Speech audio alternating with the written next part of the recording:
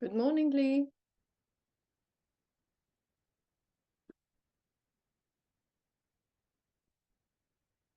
Good morning. Good morning. How are you?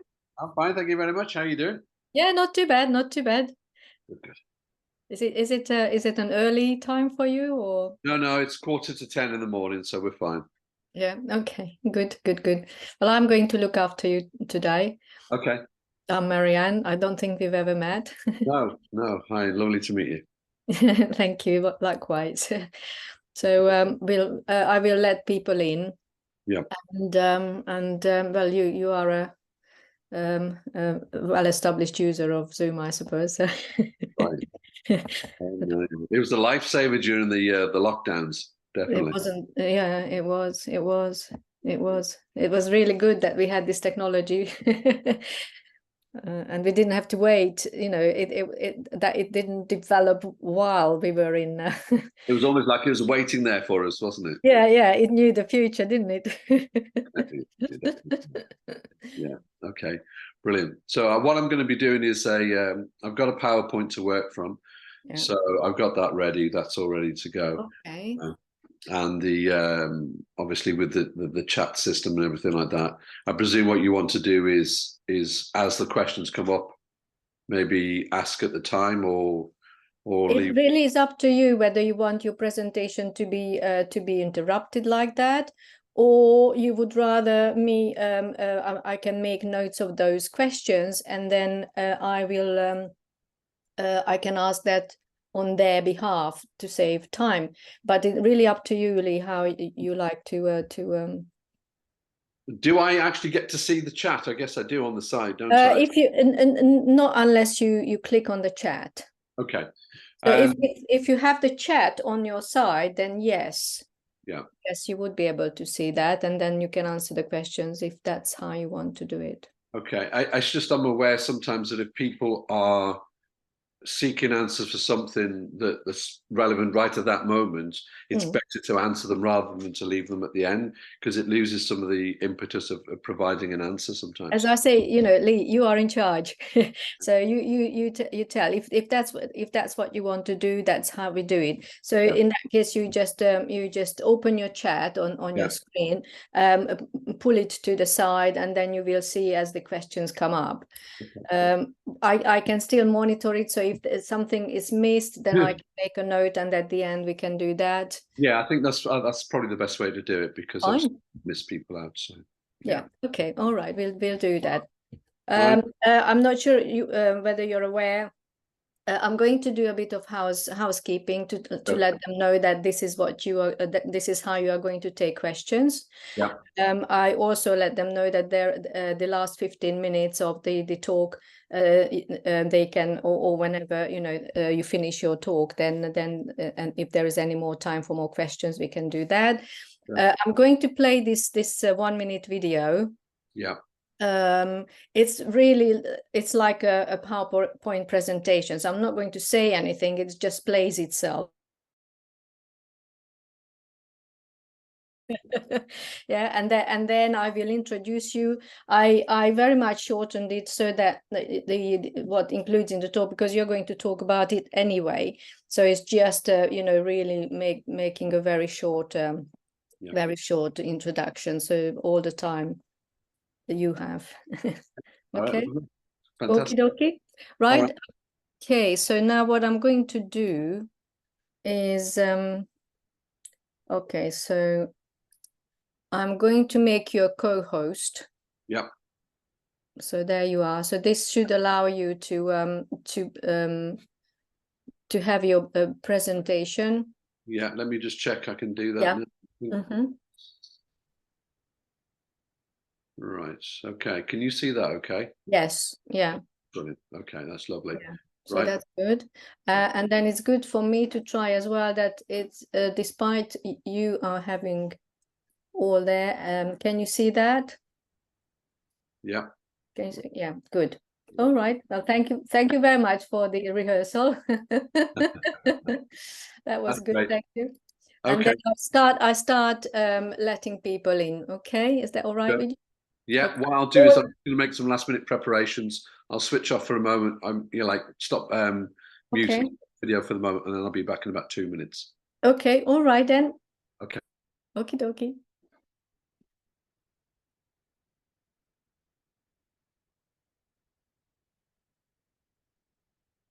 Mm.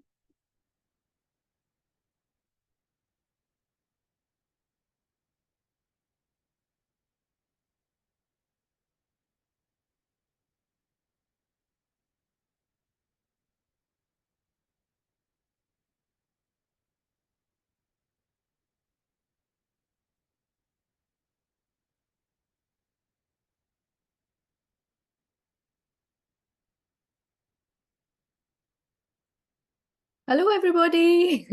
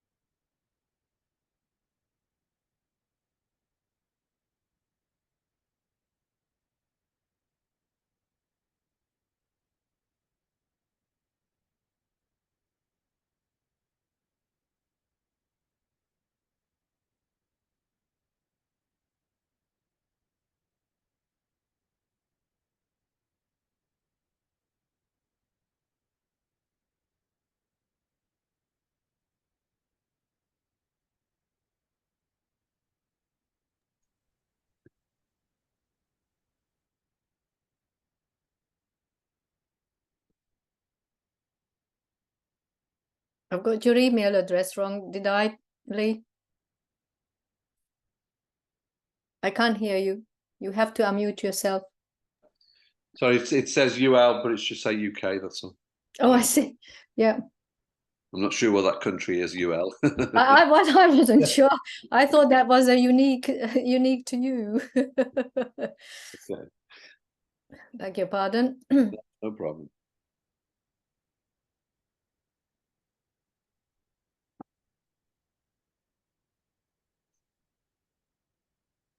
I'm just letting people in. Sure. Yeah, we've got someone from Canada, Paulette. Good morning. Very early morning, Paulette. Yeah. What is it, 5 o'clock in the morning? 5 a.m. Yeah. That's all. I'm going to leave my camera off, okay? Bless you. Hello, Good Lee. morning. Hello, everyone. Good morning. Good morning. Hi, how are you? How are you? All good? So looking forward to listening to you. Okay, lovely to see you again.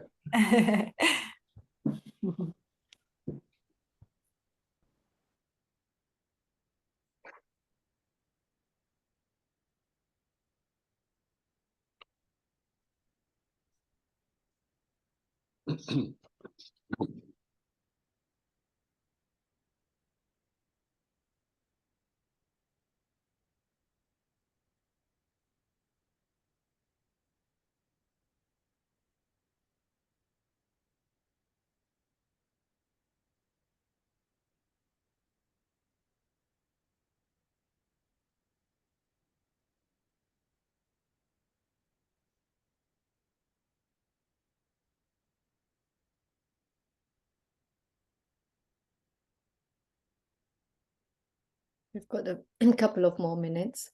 Sure.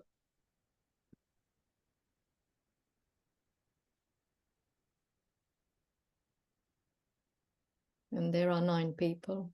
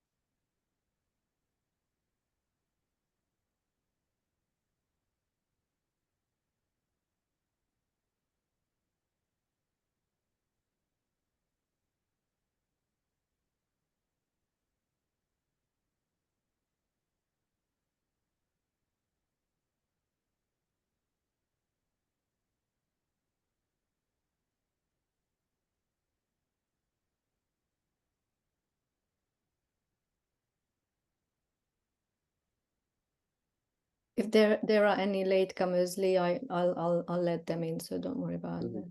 Yeah, no problem. Right. So where am I speaking to you from then? Are you in South Africa?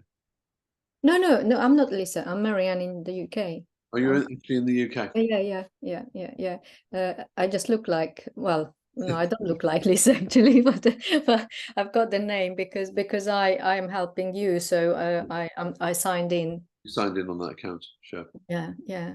Whereabouts in the UK are you? In London. Oh, okay.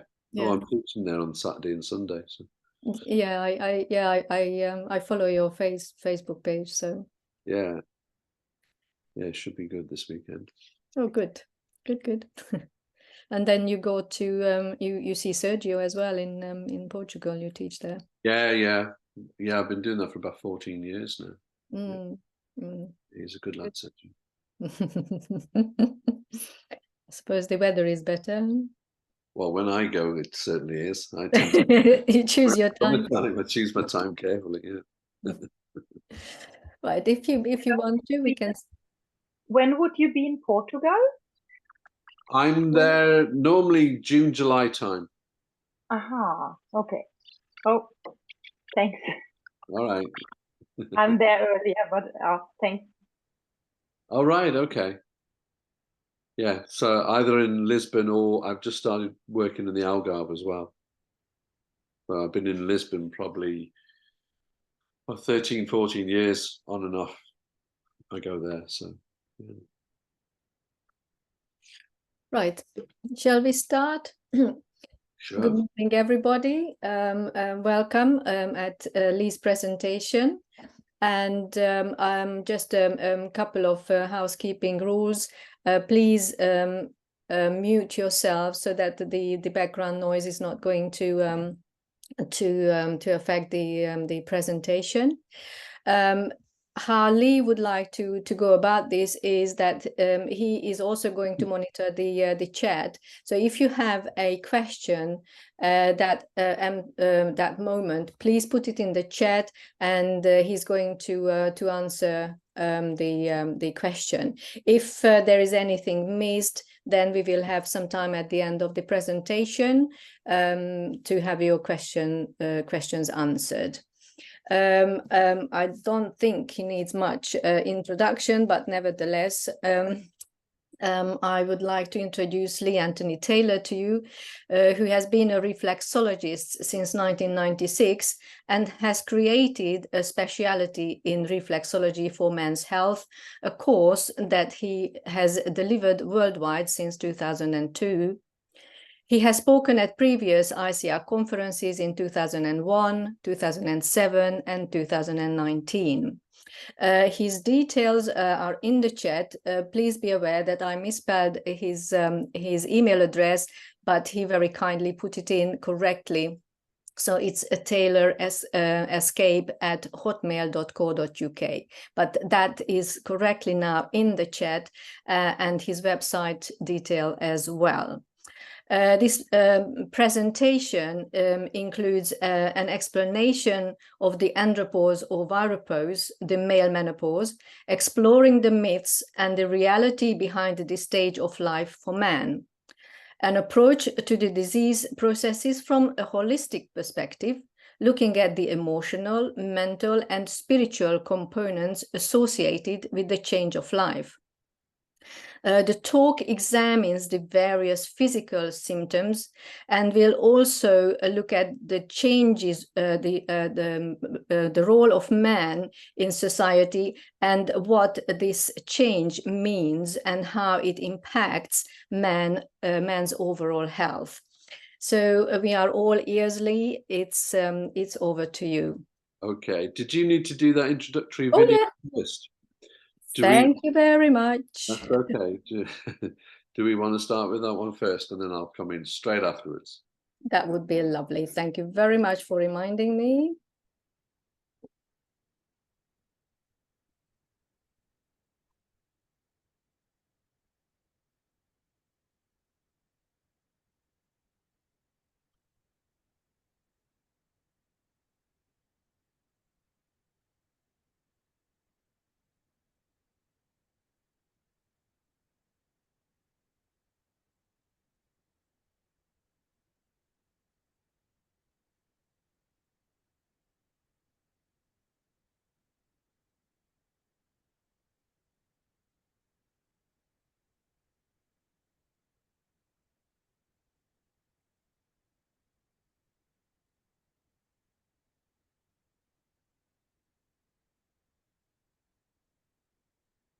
Here we go.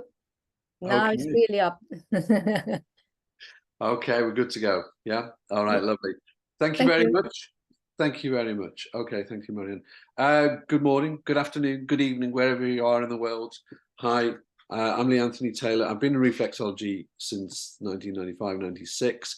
And the speciality of men's health for me became more of a passion when I found out that there wasn't that much information in general going on about men's health anyway.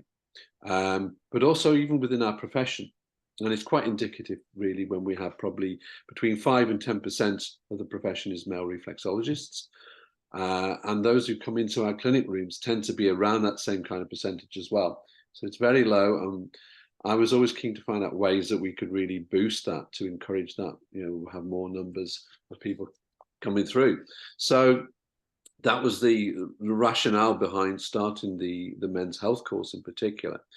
And so the presentation I've got for you today is, if you like, a subset of that particular men's health course, looking in particular at, again, a quite widely misunderstood concept, which is the male menopause. Okay. So I'm going to show you a PowerPoint presentation. I'm going to talk through things. Please feel free to bring your comments forward and your questions. Make it as interactive as we can, you know, rather than just being an hour of me going and throwing all this information at you. I want you to be able to have that interaction as well, and come back to me with questions, observations, anecdotes, testimonies, all those kinds of things that you have maybe had through your own experiences of working with male clients as well. Okay, so I'll just start the screen. Let's just make sure I got it. There it is. Okay, can everybody see that okay? Yeah, fantastic. All right, lovely. Right, what I'll do is I'll move this to the side. Okay.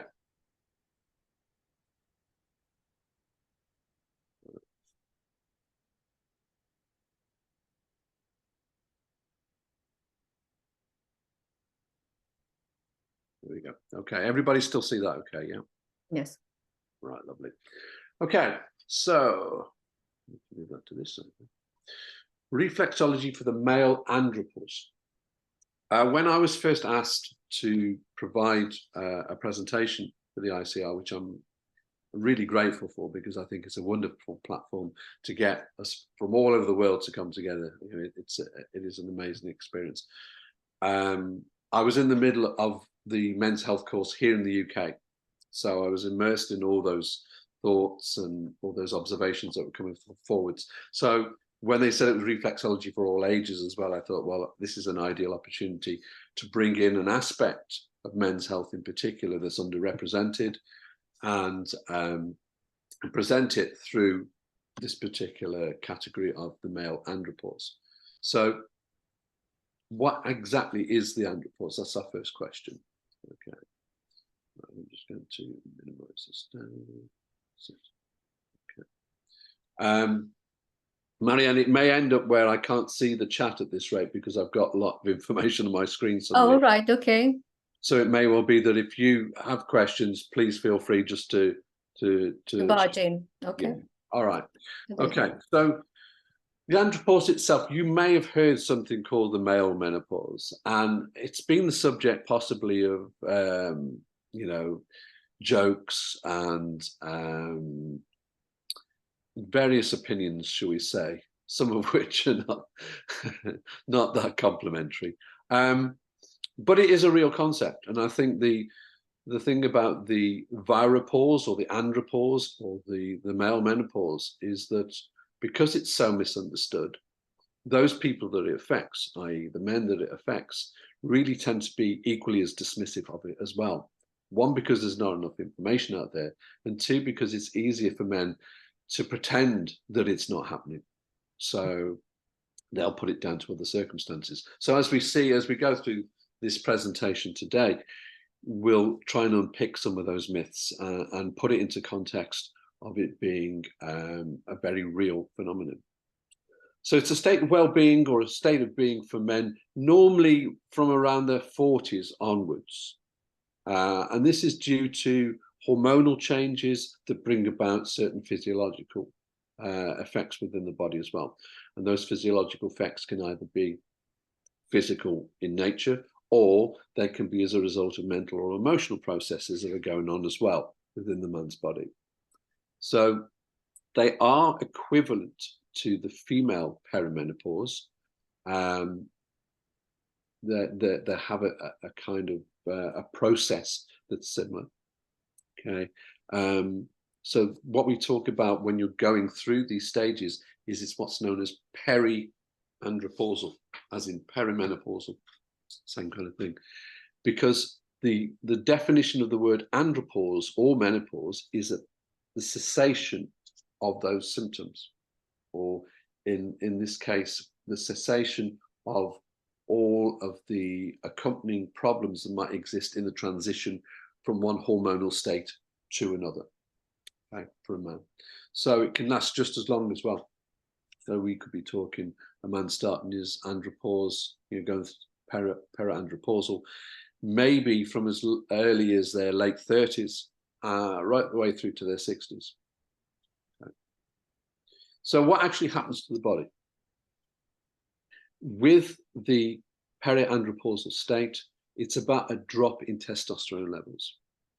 And for a man, the reason why men in a way don't respond in the same way as women when they go through the perimenopause is men's testosterone drops quite gradually. There's a gradual decrease in testosterone levels, maybe around 2% a year from the age of 30 to 40. And so within itself, you're not going to see deep physiological changes. Whereas with the female perimenopause, obviously you can get real plunges in estrogen and progesterone, which then will spark a whole raft of physical, mental, and emotional symptomatology. So part of the issue for the periandropause for men is it'll go on possibly without them even realizing it's happening at a physiological level anyway, certainly. So it's only in certain cases where you get a real drop in testosterone with something that I've mentioned here called late onset hypogonadism, where you can get a significant drop. And that can cause, as we're going to talk about in a moment, that can cause very specific symptoms to come forward and be much more exaggerated. Okay. So what are these signs and symptoms? Now, I'm going to show you these signs and symptoms here, and it'll be interesting for you to see what the similarity is between the male and the female equivalent.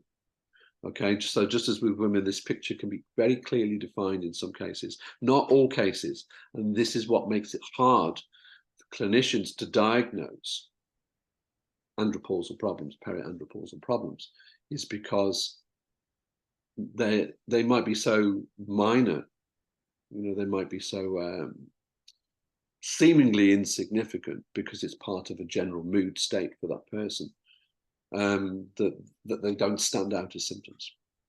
So these common symptoms in periandropausal men might include mood swings and irritability. Sound familiar? There's a loss of muscle mass and a reduced ability to exercise. So as a man goes into his 50s and his 60s in particular, his ability to be able to be as physically active as he was when he was in his 20s and his 30s is going to be compromised. It's natural. It's a natural sequence of events. And we'll talk about this in a while as well. The idea of a man fighting against his nature becomes part of the disease process as well. There is going to be fat distribution. A man may get breasts or a large belly, man boobs as we call them as well. And this is because as testosterone levels start to change and drop, there is an increase in estrogen and progesterone within a man. Because if you remember, from a hormonal point of view, every person, male or female, contains all three hormone groups. So testosterone, estrogen, progesterone. It's just that in a man, testosterone is the primary hormone. It's the one that defines male characteristics. Whereas in a woman, estrogen will define the female characteristics. And then men and women have a quantity of progesterone that will fluctuate as well. Because a woman in her 60s has more testosterone than a man. And a man in his 60s has more progesterone than a woman. So that tends to be the one that will fluctuate between the two. So as testosterone starts to change, we then have things like a general lack of concentration, enthusiasm, energy, motivation, increased tiredness. Again, it's not necessarily symptomatic of a periandropausal state. It could be a whole range of things that are causing that. But if there's no identifiable explanation for why the man's like that, and if it's part of a general trend, then it's worthwhile considering that they could be periandropausal. Okay, so what else is it that can influence these changes?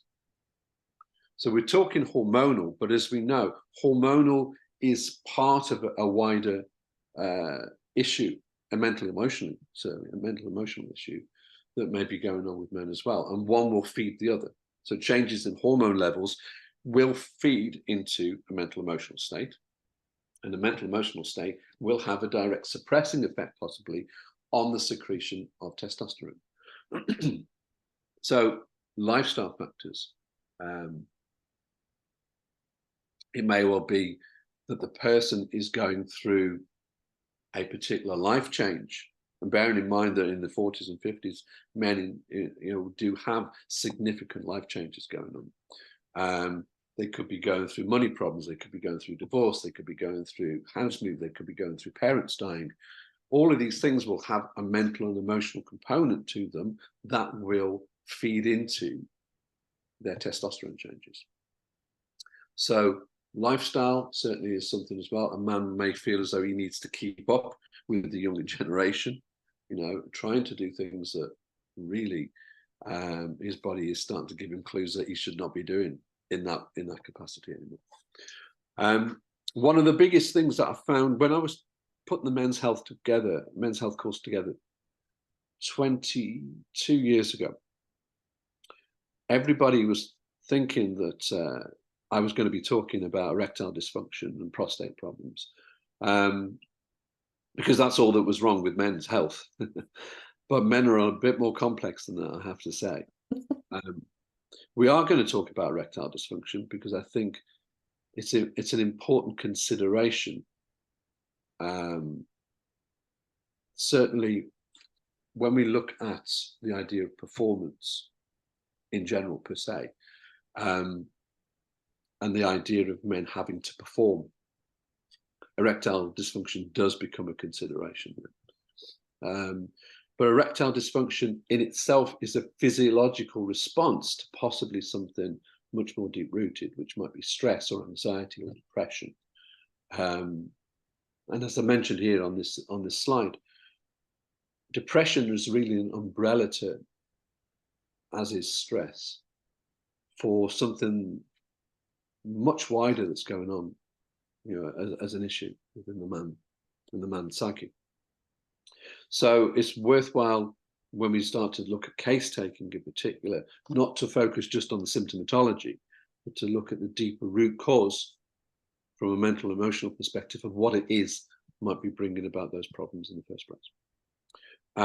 There might be physical changes going on within the body as well that might cause erectile dysfunction. We will talk about that in a while.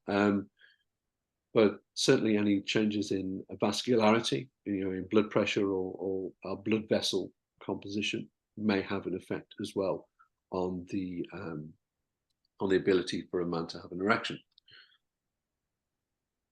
Okay, so let's have a look at testosterone. What are the effects of testosterone on the body? From our anatomy and physiology definitions of what happens with production of testosterone, we know that it plays a vital role in the development of the tissues, the reproductive tissues, as well as the prostate, the testes, and obviously sperm production as well. But it also promotes those secondary sexual characteristics such as body hair, muscle mass, bone mass.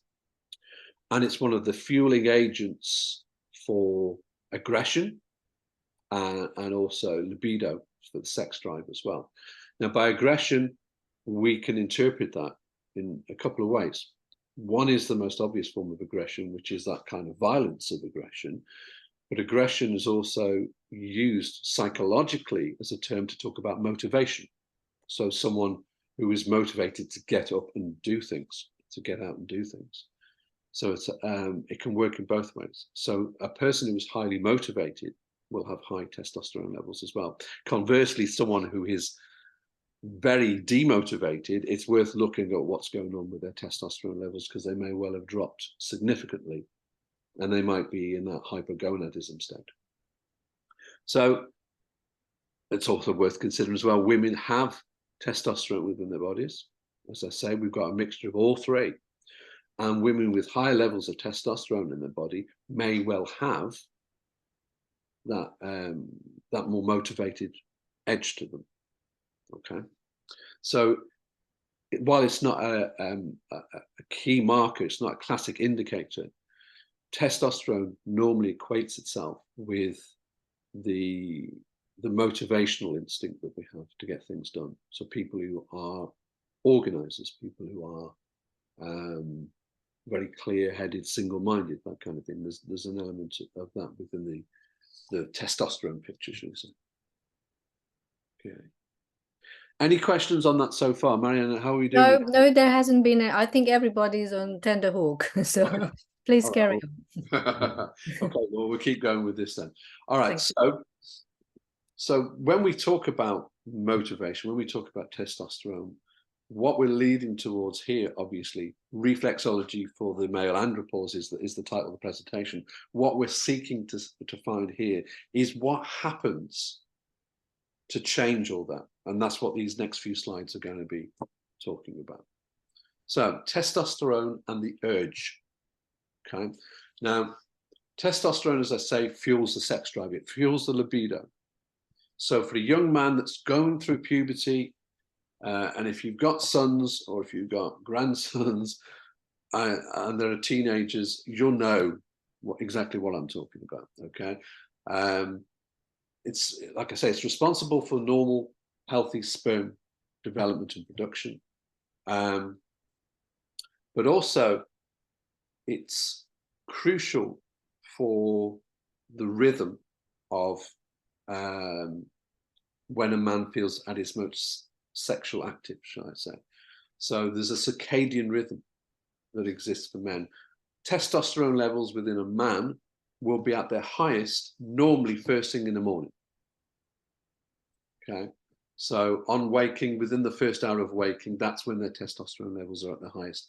And then gradually, as other hormone levels take over during the day, like insulin levels, like cortisol levels, serotonin levels, they are competing with the testosterone for your attention and for your instruction, if you like, of what they need to do. So scientific studies over many years have shown that a man's subconscious response to whether a woman is ovulating or not ovulating through their smell, through the body odor of an ovulating woman, will actually increase levels of testosterone as well. So there is actually a physiological response through the senses that happens when a man comes into contact with a woman that potentially he would be able to mate with. Okay. So there is a subliminal element that goes on to raising and lowering testosterone levels that is actually outside conscious control, that men aren't actually aware of unless they articulate it in terms of saying, that's what I find sexually attractive, for instance, in a woman. So the testosterone levels will respond to that sexual attraction. Okay, so that's a hormonal bit that we've brought into focus here. Let's start to talk now about expectation, because this is really important. This is something that is vastly underrated. In all the work that I've done with men's health over the years, the amount of pressure that is placed upon men to perform or to be a certain way, the expectation from society in particular, has led to good men crumbling and collapsing from the strain of having to be a certain type of person. So it's society insists that men are good and that fathers train their sons to also be good, which is an understandable concept considering how we want to live in that civilized society and how we want to encourage order and conformity. But men have been assigned these certain tasks to perform, these certain roles in life, without really there ever being any room for expansion of those ideas. They're very set and very rigid ideas. Anything outside that is considered to be not only non-conformist, but actually designated as weak or as a failure. And that reinforces those very stereotypical views, saying that unless you're like this, you are actually a failure, or you're not worth knowing, or you have no function or no use. So the self-reinforcing view that a man has from the time that he, really from puberty onwards, you are preparing society, that is preparing a man to go out and step into the shoes of the previous generation and can continue that role, carry on with that role of being a certain way. Now, this isn't at the exclusion of what goes on with women, because it's exactly the same concept. Women have their role, their function to perform as well. And that diametrically opposed view is what brings about the attraction of the sexes.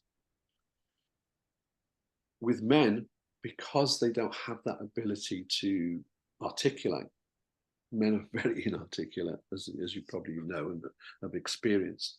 Because they have that lack of articulation, that lack of expression, what they do is they don't question what that expectation is all about.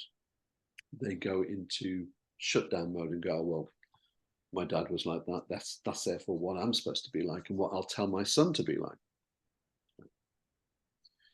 But how do men deal with those expectations then? If they do internalize it and they lock themselves away, they look for, they go inwards to look for that inspiration, normally either from their peers, it may well be from their fathers or their brothers, but they won't outwardly express it. There's no external expression to try and combat that sense of inadequacy that they may feel. And this is the difference between the sexes, which I highlight again in the course that I've run, is that women may look to their peers, to other women, either in the same age group or to the mothers, the daughters, the sisters, to get some kind of guidance, some kind of reference point to say, you know what, I'm feeling like this. What do you think? And another woman might say, oh yeah, I felt like that as well. Now, for a man to sit down with another man and have that same kind of conversation is quite unusual, if not very unusual, simply because they don't feel the need to step outside themselves and view themselves as a consideration. Now, this is actually a self-worth and self-esteem issue, which is totally contradictory to the testosterone concept, which is a man is all about, outward projection of energy. And he's the doer, he's the motivator, he's the one that gets things done. But yet inwardly, what they're saying is, I'm not worth consideration for my own health. And there's the source of conflict that brings about mental, emotional, and physical symptomatology as a result of it. So that spiritual essence of man, which talks about, I'm prepared to go out and do all these things in the world, is matched by, I'm not really worth knowing about because my physical symptomatology really isn't that important. I will just put up with it. I will just deal with it. So they lose touch very quickly with who they really are, their true self, their true nature, their spiritual essence, if you like, the reason why they're here, what they're here to do. And they close themselves in and just become robotic almost and conformist, which is what society is very pleased that they're doing. What we want to do, obviously, is we want to find out what's going on inside a man's mind, because this is the precursor to all the pathology and the symptomatology that's going to follow. If a man is, if a man has these expectations and he manages them well enough, then he will constantly question himself in the same way that a woman will constantly question himself. But he will manage them well enough that he says, well, yeah, okay, this is as much as I can do. I need to be aware of the fact that I'm getting older, things are changing, but I still enjoy what I do, so I'll still carry on doing it for as long as I'm able. Now, by questioning your abilities, after a while, it starts to become a frustration because you don't have that reference point that you once had to say how good you were.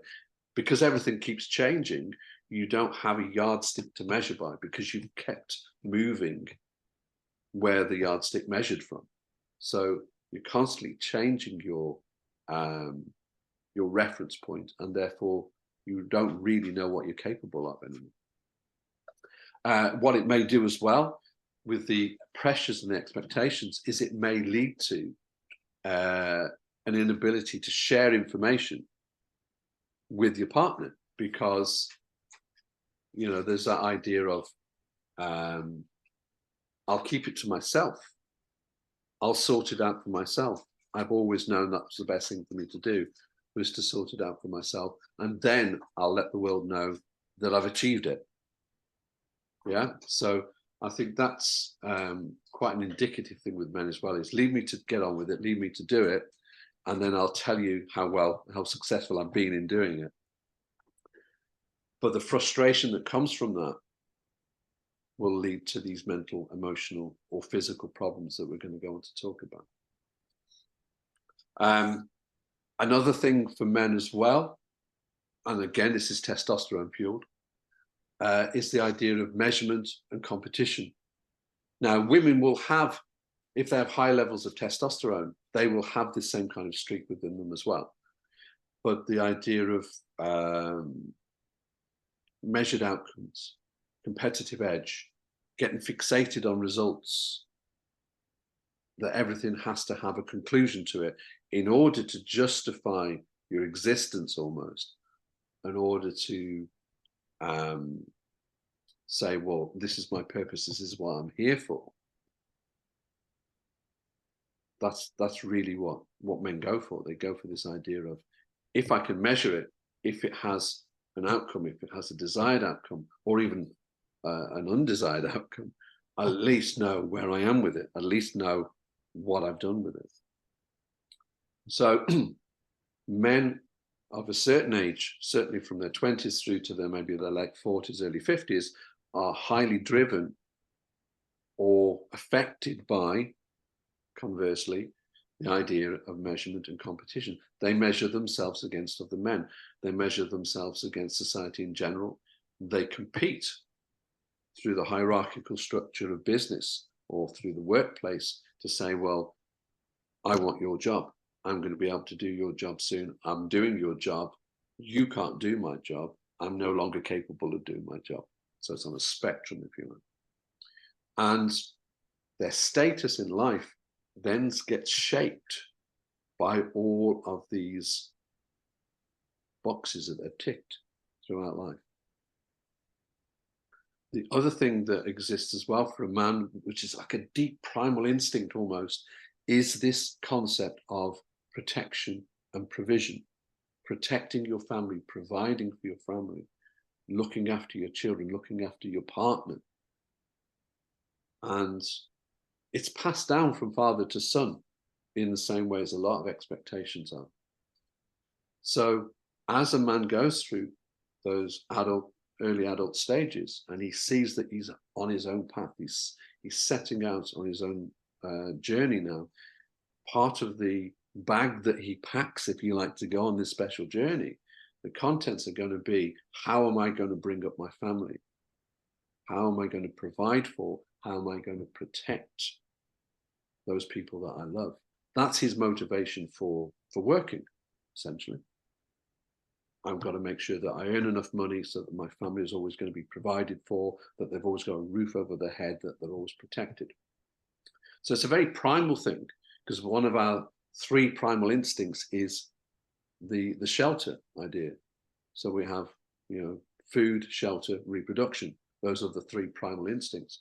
And the shelter idea is very much a caveman concept of those that I love, those in my tribe. I need to keep them safe. I need to bring them in out of the storm, bring them safe into the cave and look after them. And historically, stereotypically, traditionally, Men have always been the ones to step up to do that. So it's a real driving force for a man as he goes through that adult stage of his life in those years between his 20s and his 50s, for instance. When he gets into his late 40s, early 50s, you then start to see a change in the relationships. As the relationships mature and as his children grow up, he's aware that some fundamental things still need to stay in place, like that ability to protect and provide. But now some of the reasoning has changed. So he still needs to be reliable, he still needs to provide, he still needs to have a sense of routine. But it may well be that his children have grown up to the point now where they're teenagers, they're out all the time, out of the picture, or they may have left home, they might be older and left home. So that sense of being able to provide and protect has actually been changed. Not of his own making, but because of just of the way life goes. So he then becomes the product of those changes in those circumstances. He has to respond to those changes. And for a man who has brought up children to suddenly say, right, you're on your own. I speak from experience here. I've got a 21-year-old and a 20-year-old, and they're both left home. It's a real gut-wrenching experience because you go, oh, I wonder what they're doing today. I wonder how they're coping today. I hope they're okay. And, you know, that never leaves you as a parent. I'm sure you'll understand that. But you have to adjust to that also on a physiological level as well, because you're going, right, the space is here. What do I fill it with? And this is where the questioning starts to come in. What is my function now in terms of being a parent to these children?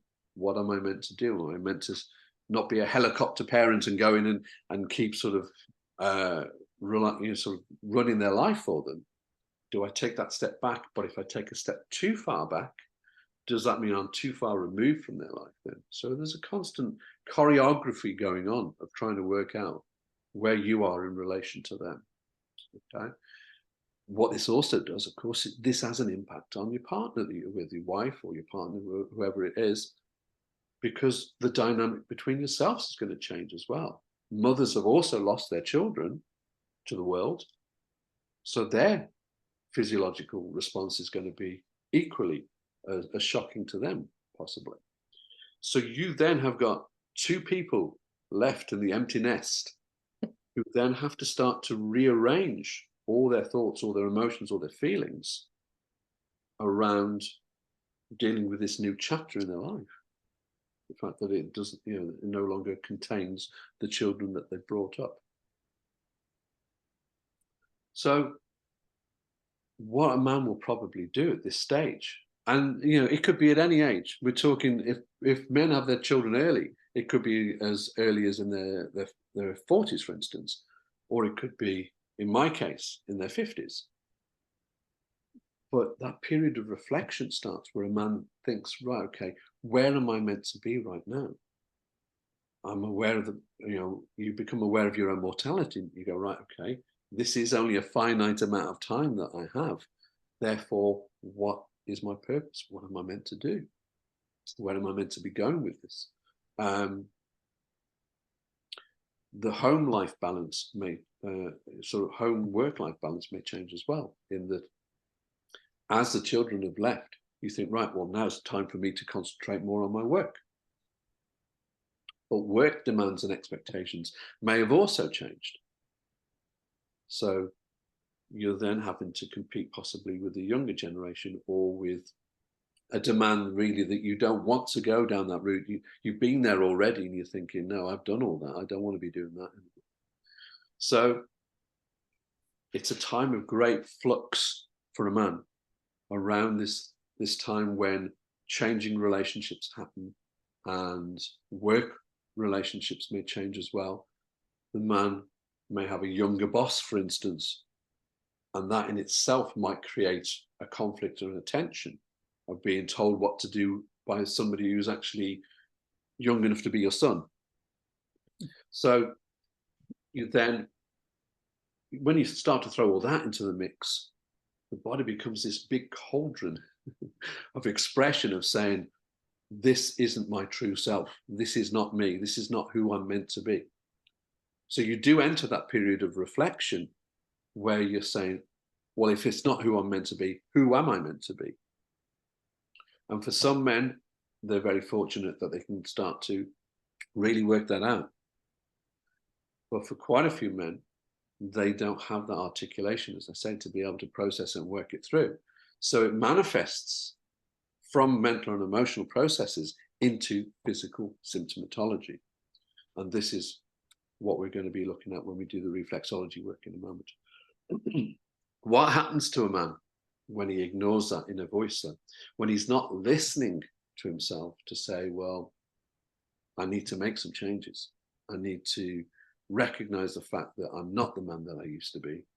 I'm now a new man. I'm this type of man. If he's got no outward expression of that, and he internalizes everything, takes it inwards, then you've got a recipe there for things like the mood swings, the irritability, the introspection, the withdrawal, the lack of interest.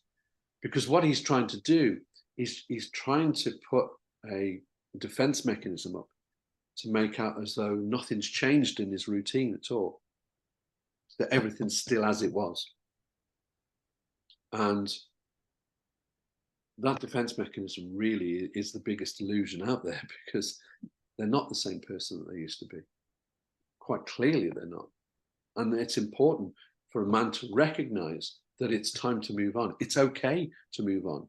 He should give himself permission to move on and not feel as though that he has to live up to the expectation of what happened to him 20, 30 years ago, maybe.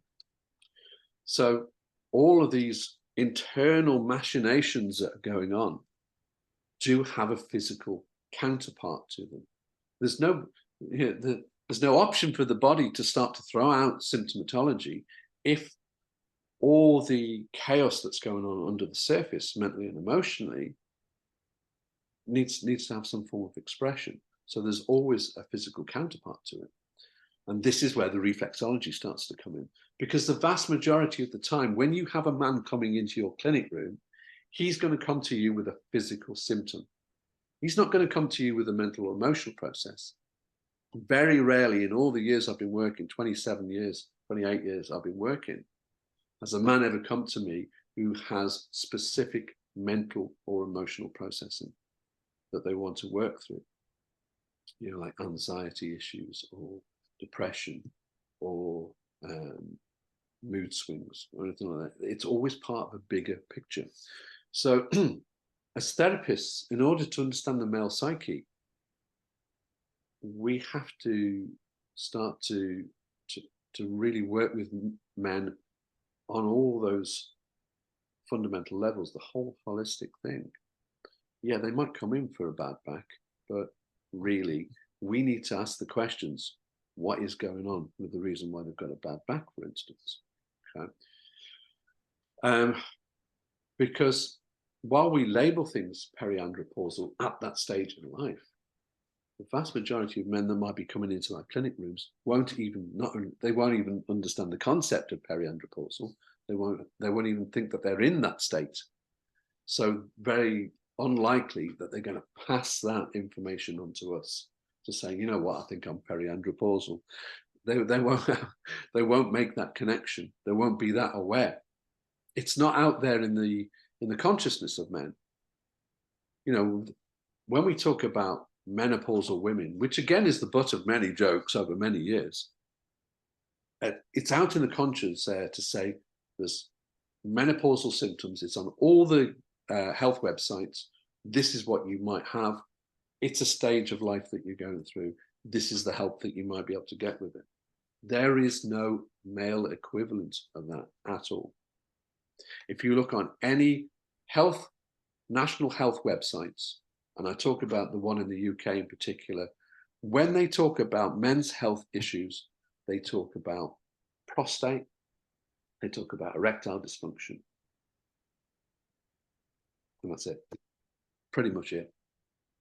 There is no other concepts included within that. And I think that's a real poor state of affairs, because it is indicative of how little effort we're putting into dealing with men's health per se, and also how little men are investing in their own health to ask the questions so that the officials can provide the answers. So what tends to happen is men just get labeled as grumpy old men. Oh, he's just turning into a right grump because all he ever does is moan about the way the country's being run, or the fact that nobody's got any respect anymore. Yeah, those are symptoms. That's what's being thrown out. He's seeing the way that the world is changing in front of him. But looking inwards, you're seeing somebody who is dealing with the fact that his whole psyche is under reconstruction. And he's finding that difficult to deal with, having to reevaluate himself, his purpose, his role, his function. So when we have that as a picture to start to deal with when they come into our clinic rooms, this is when we start to think in terms of, let's look deeper at the issues here. So what physical clues might we be looking at?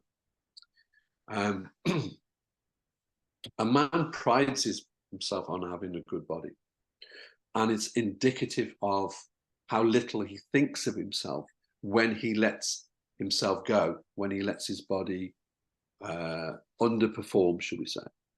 So he puts on excessive amounts of weight, he doesn't eat properly, he drinks too much, he smokes, he doesn't take exercise.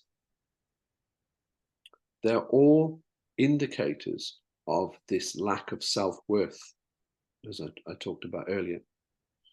And that's the inherent contradiction within a man, is that on the one hand, he portrays this idea of being the leader, the dominant power within the relationship, possibly. And on the other hand, he values himself so little that he's prepared to let his body fall apart on him before he'll do something about it. And what happens, of course, is that the more a man's body falls apart physically, the more the mental and emotional processing reinforces the view that he's no good and he's fallen apart. So because of that, it starts a cycle off, where the more and more he falls apart, the more and more he thinks that he's not worth it. So the more he thinks he's not worth it, the more he falls apart. And these areas can become very well defined within a person, within a man. And because he has a reluctance to share that knowledge, that information, even with his closest loved ones, with his wife, with his children, whatever, he'll keep it to himself and say, I will get it sorted. I will wait until that leg drops off before I let people know that there's a problem with it. Because he's like that, there's that constant reinforcement of, there's nothing wrong with me. It's just a stage I'm going through, or it's just a temporary thing. So there's that deniability that happens with it, that sense of, no, this is fine, this is normal. But of course, as we know, it's not normal. So one of the key things that happens with men, certainly in their 50s, is they start to develop blood pressure issues. Now, there is more than just a somatic description of what happens with blood pressure. Blood pressure, if you like, is the end stage. It's the body screaming out, you need to do something about this, because underneath all what's going on, your body is in real turmoil.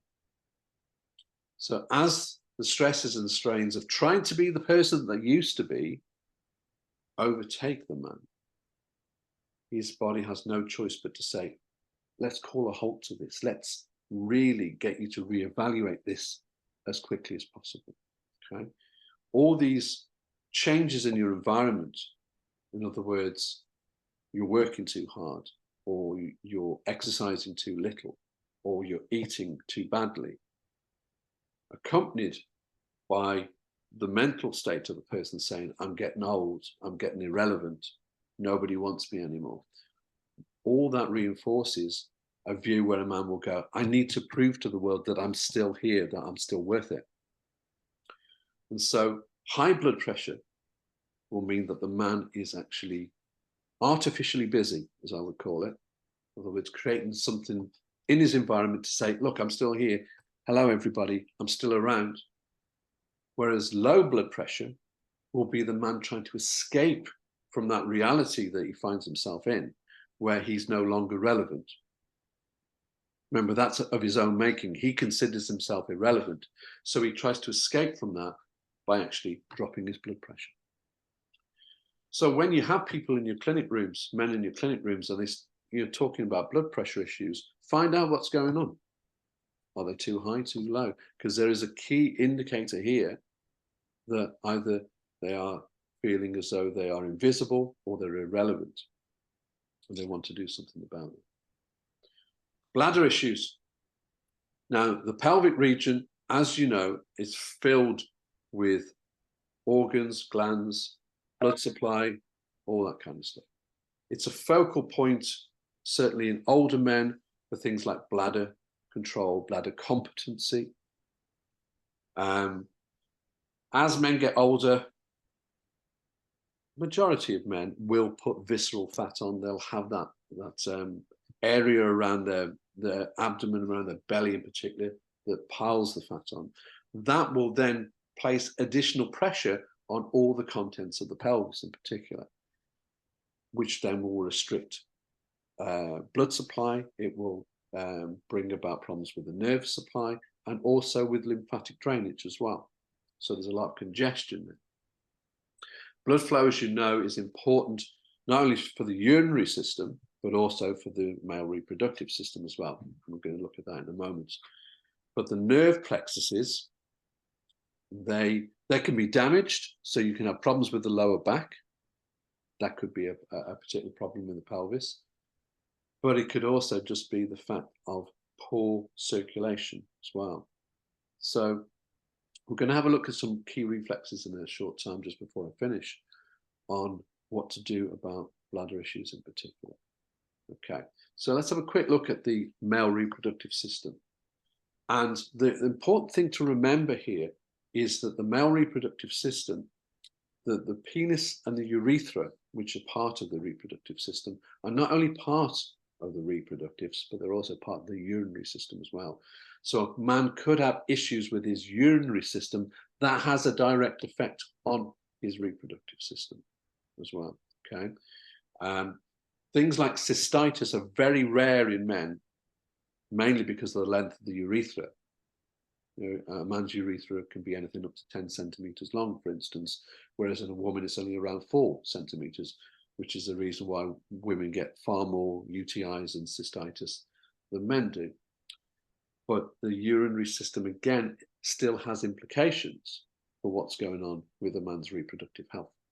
So it's important to bear that in mind when you're doing your case taking, that if a man comes to you and he talks about reproductive issues, it's worthwhile exploring and considering whether there are any urinary system impacts as well, either through the kidneys, the ureter tubes, the bladder, or the urethra. Okay, so let's have a look at some nerve plexus work. How are we doing? Any questions so far, or you're all still here? You're still... They are all still here, Ali. Okay. Nobody is questioning. Okay, all right. Well, we'll save the questions for the end then. I'm getting aware of the time, so I'll make Yeah, sure. you've got 5 minutes. Yeah. Okay. So from an anatomical point of view, then we have 2 regions. One of which is the hypogastric region, and then we have the pudendal region here. Okay, and if a man has had problems with his back in particular, so he could have had trauma, he could have had problems with the discs, it's worth asking the questions about whether he's got problems with T11, 12, L1, L2, or more importantly, when we're talking about reproductive health, especially S2, S3, and S4, because these are the nerves that supply all that particular region.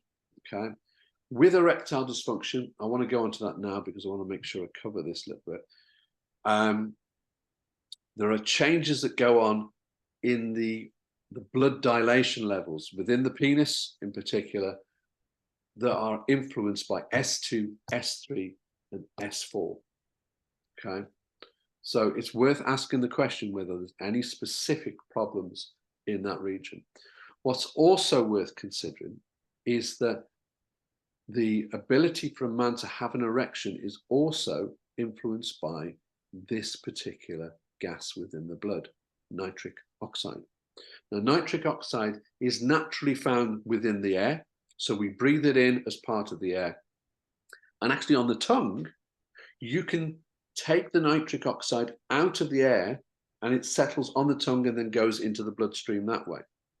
So we have that ability to extract it, to bring it out of the air, if you like. It's also found in a lot of green vegetables, for instance, so you can eat it as well. But what nitric oxide does is it increases blood flow and lowers blood pressure. And part of the reason why a man will have problems with erectile dysfunction is because he gets so stressed by it. And if you get stressed by it, you actually constrict blood vessels, whereas you should be allowing them to relax, to allow more blood come in to engorge the penis. So nitric oxide has that effect of allowing the dilation of the blood vessels to allow blood to come in. All right. Okay. So as I say, with the sexual process itself, there are two parts to it. Okay. The first part is the ability to have the erection in the first place. And then the second one is the ability to ejaculate. One is under, they're both under autonomic nervous control. One is through the sympathetic flow and one through the parasympathetic flow. So the parasympathetic flow is the part where you actually have the erection and maintain the erection. Now, parasympathetic suggests that you're relaxed, that you are calm, that you are bringing that person down into a state of relaxation. If a man's having problems getting an erection, he's going to be stressed from it. So we need to break that cycle of getting stressed by it and allow the relaxation to happen. Similarly, with the sympathetic flow, which is akin to the fight or flight syndrome, the ejaculation process relies on activation, on that firing, if you like, of the S2, S3, S4 region of the sacral nerves. So when you're doing your reflex work on the spine, and if it's in particular with a periandropausal man who has erectile dysfunction problems, concentrate on those particular nerve reflexes. Okay, what I've got here as well, some other key reflexes to consider. So anything where we're talking about pain responds really well to breathing. All the studies that are out there about pain relief, natural pain relief, will talk about diaphragmatic breathing. So concentrate on the diaphragm, get that to unlock. Also the pelvic floor. Now the pelvic floor is actually a diaphragm as well, which works in combination with your normal diaphragm, with your abdominal diaphragm. And when one pushes down, the other pushes up. So if you're working the pelvic floor, you're actually stimulating the pelvic floor to encourage blood flow, which means that you're going to get more blood to that region, which in turn should help with the dyspareunia, in other words, the painfulness within that region, okay? The adrenals you would use because it's an inflammatory process. So you want to encourage the anti-inflammatory properties. And then you've got that S2 to S4, so the pudendal nerves, the prostate itself, the reflex for the prostate, but also if we're talking about pelvic pain, it may well be that the back passage of the bowel, the rectum and the anus in particular, there may be congestion within that, there may be inflammation within that region as well, that pushes onto the prostate or the bladder or restricts blood flow to the penis. So do those 2 points as well. Okay, when we talk about bladder competency, we are talking about direct reflex work. Okay, again, diaphragm, because we're talking about making sure that region is decongested. So the pelvic floor, diaphragm, the adrenals, but then these nerves here, T11 to L2, the hypergastric nerves, because they're the ones that feed the bladder in particular. You want to strengthen the bladder. It's a muscle. You want to tighten it up. Okay, so bladder competency would respond well to T11 to L2. Now, there is something called a refractory period, and this is a period for a man after ejaculation and before he's capable of having an erection again. So it's called a rest period, a refractory period. Now, in teenagers, it can last a matter of half an hour to an hour. In a man in his 40s and 50s, it might be as much as a day. Okay. What we want to do here, because a man is all about performance and about the idea of being able to do what he was capable of doing before, we want to go obviously through all of the hormonal points, so pituitary, hypothalamus, testes, adrenals, but again, relax the diaphragm, because if you relax the diaphragm, you're going to relax the pelvic floor. Then T11 to L2, so hypergastric area, and S2 to S4, the pudendal nerve area, so that as much as possible, you've got all areas of the body talking one to the other. And then finally, the slight difference that you've got here with the erectile dysfunction to the refractory period is that we are dealing with the heart, kidneys, the rectum, and the anus. Now, the heart and kidneys work together well because they regulate your blood pressure. And if your blood pressure is well regulated, you've got good dilation of blood vessels, which means you've got good blood flow to the pelvic region and the penis in particular. Okay, so as you can see, take T11 to L2, S2 to S4. That's a standard. Use those points. Find out where those points are on the feet. Use those points to get in there and do some good work. Okay. And just a quick recap of where I consider reflex points to be. I'm sure you may agree. Prostate is found on the medial edge, zone 1. The penis reflex I put on the ball of the heel across all 5 zones. Okay. The testes reflex, again, center of the pad of the heel. Okay. Because you can access them, if you like, through the side of the foot. I was taught actually that you find them on that lateral edge and you can go in, but it's also easy to find them on the sole of the foot as well. And the vas deferens, which is the connecting tubes similar to the fallopian tube, you find from the testes all the way across to the prostate, across the top of the pad of the heel. Okay. Last little bit. Am I all right for time there, Marianne? It's 3 minutes past 11. Okay. All so right. I want to make sure there's some 10 more minutes. Yeah, that's no problem. Okay. So, case taking. For you as therapists, it's really important that case taking is relevant. It's vastly underrated as a resource that we have. And asking open-ended questions is vital, because men will not volunteer or offer information necessarily because they might not make the connection that that's what's wrong with them. Okay. So it's important to try and pull out bits of information from them as well. So, as I said earlier, any psychological problems could be brought on by the stress of maybe money problems, divorce, children leaving home, worrying about their parents. So ask them this question: how easy is it to separate aspects of their life, to compartmentalize it? Open the question up. Don't say, is it easy? Ask them how easy it is, because you're assuming that there's a degree of difficulty within it. Okay, so that's important. Second question would be, what value do they place on their accomplishments? Men are governed by their achievements, by their ability to produce results. I mean, the most fundamental result that a man can produce, of course, is a baby. You know, if he's able to get a woman pregnant, that is a result. So then those accomplishments that he has in life, when he reaches a certain stage, do they still mean the same thing to him?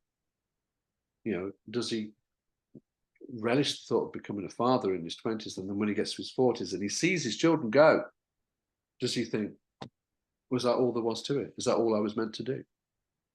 Or does he have other grand plans and schemes that fitted alongside them? Okay. And then the third question would be, what is the key emotion that these men are suppressing? Because depression itself is just an umbrella term. It doesn't actually mean anything. You have to ask the question, what are you pushing down? What key emotion are you pushing back down and not giving expression to? Okay. So all these anxieties and all these fears and all these stresses are compounded and building up and not given expression. What is it that they find difficult to actually express? Right. Could we then go to questions, Lee, if Yeah, there sure. are anybody? Yeah, I'm on my last slide right now, so yeah, that's absolutely fine. Good. Right, so Anybody, could you please unmute yourself and ask your questions from Lee? Very fascinating subject and very controversial as well. It's very interesting for women. And if there's nobody at the moment, I would like to ask my question. Sure. Is you talk about inability to talk. Yeah. But is that because from a young age, men or boys are being told that you have to man up? Yeah. So it's not because of their testosterone or whatever. It's because of society's expectation from an early age. Yeah, I mean, you're absolutely right. What tends to happen is that big boys don't cry, and boys in particular, certainly in my generation anyway, were told, just get on with it. Pick yourself up, dust yourself off, and just carry on. So crying was seen as a form of weakness. So therefore expression per se was seen as a form of, it was seen as an irrelevance, because you would still get the same result anyway, regardless of whether you talked about it or not. So there's actually a sense of fatality that happens with young men, where they go, well, what's the point in actually talking about it? Because it'll still end up the same anyway. I'll still have to deal with it by myself. And testosterone conflicts with that, because what it does is it says, well, you're motivated, you're highly motivated, you're highly sexed, you are a person in your own right, and yet you still believe that you're not worth anything, and that it's not worth talking about any of your problems because only you can sort them out. Yeah. So we have that diametrically opposed conflict, where the only resolution is for one of those sides to give in.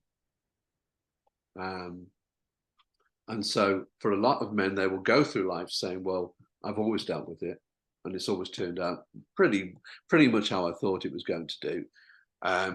But in some cases, of course, it doesn't turn out how they wanted to do, and that's where they end up feeling bitter and resentful and all that kind of stuff as well. What is men's message to women, to partners? Good question. I think, see, the thing is, and this goes back to being boys as well, is men always attach themselves to their mothers. As boys like the idea of taking their comfort and getting their nurturing from their mother, whereas they look to their fathers to provide the direction that they're going to go in when they have their own family, so that they can take a step back and let their wives do the nurturing. So with men and women's relationships, what men tend to do, as I say, is they won't cross fertilize ideas. They won't actually talk to each other about it, whereas women can do that more fundamentally. And so what men need to be able to do is to have the ability to be vulnerable, to open up to women without the fear of it being seen as a failure or a weakness. So it actually has to come from men. Men actually have to take that chance, take that leap of faith and say, I'm going to open up to you, even as my most personal confidant, to say, I'm not sure. I'm not okay. What do I do? What would you do in my position?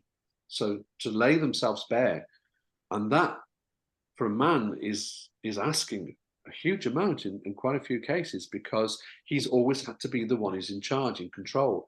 leading the way. And then to suddenly turn around and say, I'm not sure, suggests that sign of weakness, which he's spent years and years trying to deny or suppress or ignore. Because it's very frustrating for women, as you say, that women are used to engage and bounce ideas and emotions and whatever, you know, within women groups, and they go into a relationship with that sort of a mentality, so expecting that the man would react exactly the same way as their friends, and then sort of having that almost rejection that no, I have nothing, yeah, I'm fine, I'm fine. It takes you know, it takes a lot of patience and understanding from a woman or from women to guide men into that. That's my experience, to guide men into to be able to feel safe enough, as you said, to open up and admit. Yeah, I mean, men essentially are a contradiction because they love to be big babies, but they also love to lead the way. You know, they like the idea of being mothered. In general, they do. I mean, there are certain exceptions, obviously, but those are more complex issues based around the same principle, which is that there was too much control, possibly from the mother when they were younger. But the whole idea of a man taking his lead from a woman, firstly his mother, then his wife, it's the same issue, because what it's essentially saying is, I need to have a sense of purpose. I need to know why I'm here, what my function is. And my function as a child is to be nurtured by my mother. And then my function as a man is to provide and protect my family. And they're two parts of the same thing. York says that men only talk about it when they meet other men in neurology doctor waiting room. Yeah, and it may well be there's a particular set of circumstances that bring men into a room where they have no choice but to talk about it, because why else would you be there, you know?